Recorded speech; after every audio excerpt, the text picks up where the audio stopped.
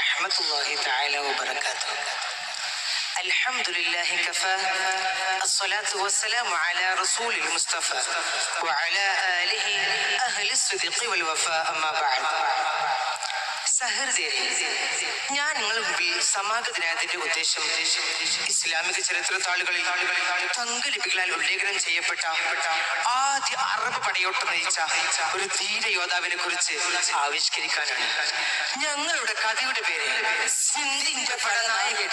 അതെ, സിന്ധിന്റെ പടനായകൻ. അഖില ചരാചര സൃഷ്ടാവിൽ നാം ഹംദോദി പാടിടാം. അഴകിൽ ത്വാഹ നബിയോരിൽ സ്വലവാത്തു മുരത്തിടാം.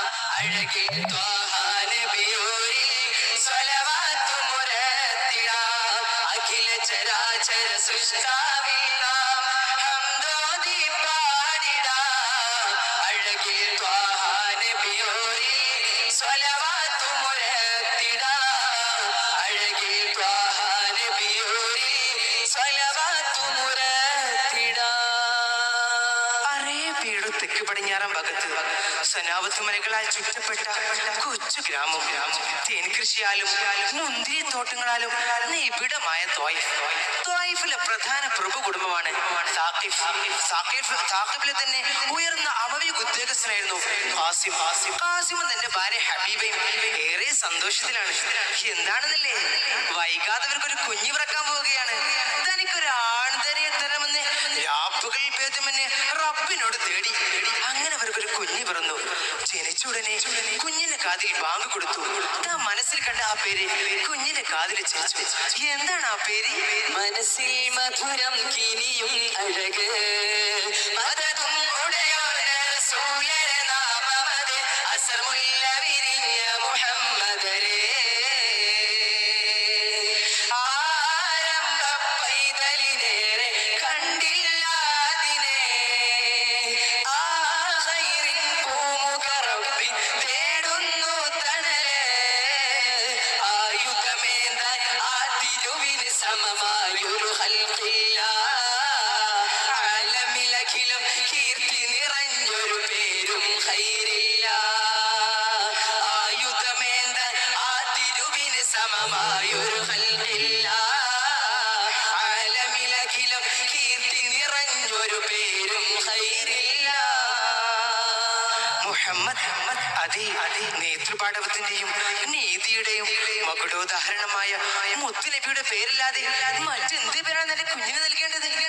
പക്ഷേ ആ വിളി കൂടുതൽ തുടരാൻ ആ പിതാവിന് സാധിച്ചില്ല. കുഞ്ഞു കാസിമിന് ബുദ്ധിയിറക്കുമ്പേ തന്റെ പിതാവ് നാദിലേക്ക് മടങ്ങി. പക്ഷേ പിതാവിന്റെ ദീർഘവീക്ഷണം തെറ്റിയില്ല.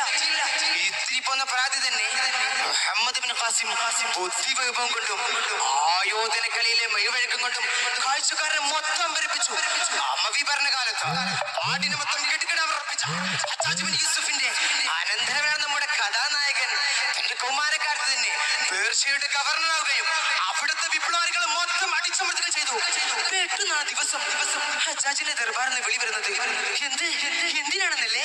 മുത്തായ ഖാസിം തങ്ങൾ സിന്ധാടഞ്ഞല്ലോ. മുന്നേറ്റം ഹജ്ജാജിന് സൂറൂറായല്ലോ. ദീനിന്റെ അബ്വാബ് തുറക്കപ്പെട്ട് ആകെയും സന്തോഷം കൊണ്ടൊളിവായല്ലോ. കൂഫ്യങ്ങളിലും സാരിക്കോവർ ബാറിൽ നിന്നും എടുക്കുന്നു. ഔലാദും സൗജുകളെല്ലാം മസ്നൂനായി എടുക്കുന്നു. മുത്തായ ഖാസിം തങ്ങൾ സിന്ധാടന്നല്ലോ. മുന്നേറ്റം ഹജ്ജാജിന് സൂറൂറായല്ലോ. ദീനിന്റെ അബ്വാബ് തുറക്കപ്പെട്ട് ആകെയും സന്തോഷം കൊണ്ടൊളിവായല്ലോ. മുഹമ്മദ് ബിൻ ഖാസിം കൊട്ടാരത്തിലെത്തി. ജിജ്ഞാസയോടെ ഹജ്ജാജ് എവിടെ നിന്ന് ചോദിച്ചു. രാജാവിനെ കണ്ടു. എന്ത് രാജാവേ, എന്തെങ്കിലും പ്രശ്നമുണ്ട് രാജാവേ? ഉണ്ട്. സിനോട് രാജാവ് നമുക്ക് അയച്ച സമ്മാനങ്ങളെങ്കിൽ കപ്പൽ സിന്ധിലെ കടൽക്കൊള്ളക്കാർ കൊള്ളയടിച്ചു. അതിൽ സമ്മാനങ്ങൾക്ക് പുറമെ ശ്രീലങ്കയിൽ മരിച്ച ധീരന്മാരുടെ വിധവകളായ ഭാര്യമാരും അവരുടെ മക്കളുമുണ്ട്. അവരുടെ മേൽ കൈവെക്കാൻ ഈ കള്ളക്കാഫിറുകൾക്ക് എങ്ങനെ ധൈര്യം വന്നു? അതും അവമിങ്ങൾ ഭരിക്കുന്ന ഈ കാലത്ത് ഖലീഫ സിന്ധ് ആക്രമിക്കാൻ ഉത്തരവ് തന്നിട്ടുണ്ട്. സൈന്യാധിപനായി നീ പോകണം. എന്താണ് താല്പര്യം? ഉത്തരവ് ലഭിച്ച ഉടനെ മുഹമ്മദ് ബിൻ ഖാസിം സിന്ധിലേക്ക് പുറപ്പെടുകയാണ്. 6000-ഓളം വരുന്ന കാലാൾപ്പടയും 6000-ഓളം വരുന്ന കുതിരപ്പടയും ചുവമ്പൻ കവചവുമായി മുസ്ലിം സൈന്യം സിന്ധിന്റെ പരിധിയിലെത്തിയപ്പോഴാണ് അവരാ കാഴ്ച കാണുന്നത്. എന്താണ് ആ കാഴ്ച? ചെങ്കോലും കയ്യിലേന്തി പടവാളെടുക്കയായി തൗഹീദിൻ മന്ത്രമാല യുദ്ധം ശുറൂഇലായി ഉച്ചത്തിലായി ലാ ഇലാഹ ഇല്ലല്ലാഹ് ചോര കണ്ട് ഭൂമിയും തരിക്കലായി ഉച്ച പോലെ പ്രകാശിക്കും ഖാസിം സിറാജരെ ഉച്ച പോലെ പ്രകാശിക്കും ഖാസിം സിറാജരെ ഉടയവന്റെ അമ്പുമായി ഭരിക്കലായി ഉടയവന്റെ അമ്പുമായി ഭരിക്കലായി. കാണാൻ സുന്ദരനും സുമുഖനുമായ യുവാവ് തലയുടുപ്പോടെ നെഞ്ചുവിരിച്ച് ഊരി പിടിച്ച വാളുമായി നിൽക്കുന്നു. ആരാണത്? അതും മറ്റാരുമായിരുന്നില്ല, മുഹമ്മദ് ബിൻ ഖാസിം ആയിരുന്നത്. മുഹമ്മദ് ബിൻ ഖാസിമിന്റെ പേര് അതിർത്തികൾ താണ്ടിയിരുന്നെങ്കിലും അദ്ദേഹത്തെ കാണാത്തവരായിരുന്നു ഭൂരിഭാഗം പേരും. മുഹമ്മദ് ബിൻ ഖാസിം വൃദ്ധരും മധ്യവയസ്കർ യുവാക്കളും അടങ്ങുന്ന ഈ ഒരു വലിയ സൈന്യത്തെ കാത്തിരിക്കുന്നത് ഈ ഒരു ചെറു പ്രായക്കാരൻ പലരും അന്തം വിട്ടു നോക്കുകയും 1000 അടങ്ങുന്ന വലിയ സൈന്യം തന്റെ ഒരൊറ്റ ആജ്ഞക്കായി കാത്തിരിക്കും. യുദ്ധം അവസാനിച്ചു. സിന്ധ് മുസ്ലിം അധീനതയിലായി. മുഹമ്മദ് ബിൻ ഖാസിം അംഗീകരിക്കുന്ന അന്യ മതസ്ഥർക്ക് നികുതി നൽകി ജീവിക്കാമെന്ന വ്യവസ്ഥ ലോകമെങ്ങും എത്തി നിൽക്കുന്ന ഇസ്ലാമിനെ സിന്ധ് മനസ്സിലാക്കി. ഇതിനിടയിൽ വലീദിന് ശേഷം ഖലീഫയായി ഹജ്ജാജിന്റെ ബന്ദിവീരിയായിരുന്ന സുലൈമാൻ ഇബ്നു അബ്ദുൽ മലിക്കിനെ തെരഞ്ഞെടുക്കപ്പെട്ടു. അദ്ദേഹം ഹജ്ജാജിനുള്ള വിദ്വേഷം മൂലം കുടുംബത്തോടെ എതിർത്തു. കൂട്ടത്തിൽ മുഹമ്മദ് ബിൻ ഖാസിമിനോട് സിന്ധിൽ നിന്ന് തിരിച്ചു വരാൻ ആജ്ഞാപിച്ചു. ഇത് കേട്ട Badri Sindh കലാംശം പകച്ചുപോയി.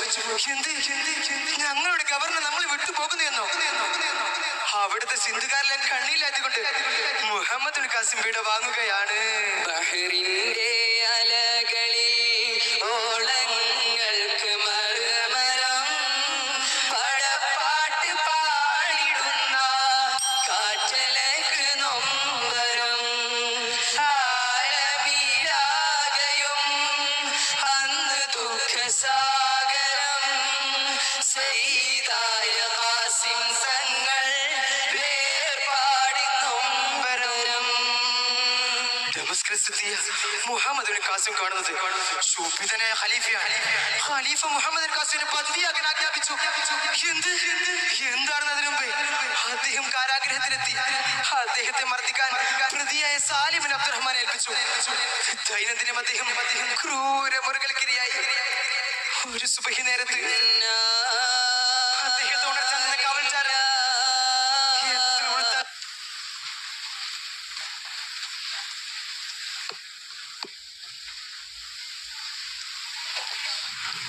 Just please note, call letter F on the stage.